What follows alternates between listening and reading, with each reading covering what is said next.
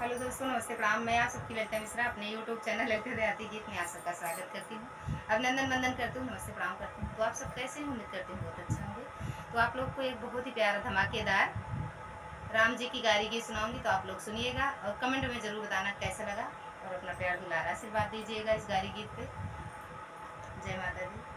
हथिया सजावै रामा घोड़वा सजावै गो, हथिया सजावै रामा घोड़वा सजावै, अर साजी चले ससुरारी, हाँ सीताराम से भजो, अरे साजी चले हैं ससुरारी, हाँ सीताराम से भजो।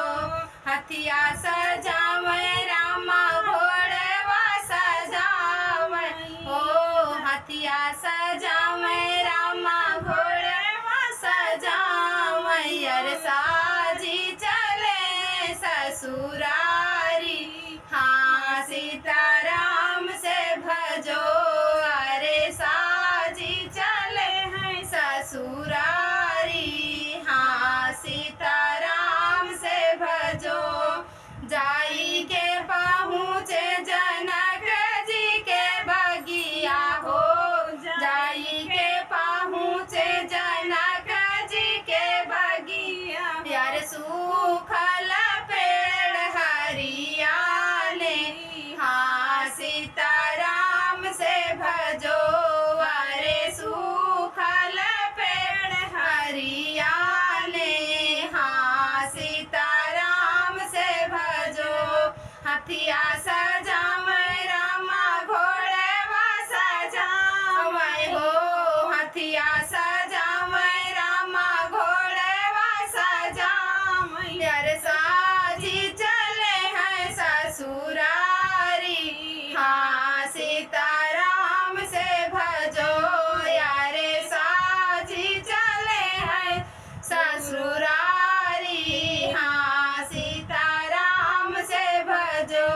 जाई के पहुँचे जनक जी के सागरा हो, जाई के पहुँचे जनक जी के सागरा, यर सूख सागरा भरी आई, हाँ सीताराम से भजो, यारे सूख सागरा भरी जाई, हाँ सीताराम से भजो।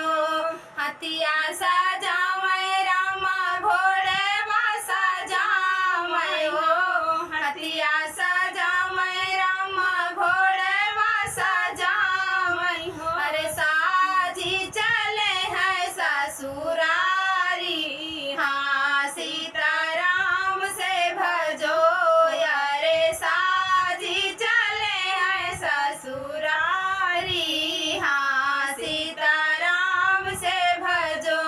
जाई के पहुँचे जनक जी के द्वारे हो, जाई के पहुँचे जनक जी के द्वारे, सखियाँ रही नैना निहारी, हाँ सीताराम से भजो, यारे सखियाँ रही नैना निहारी, हाँ सीताराम से भजो।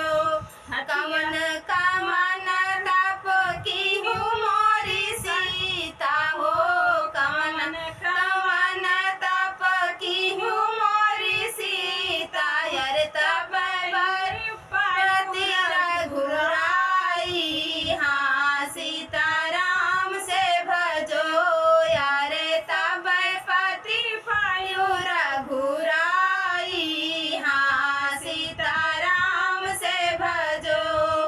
हथिया सजावै रामा घोड़वा सजावै हो, हथिया सजावै रामा घोड़वा सजावै, अर साजी चले हैं ससुरारी, हाँ सीताराम से भजो, यारे साजी चले हैं सुरारी, हाँ सीताराम से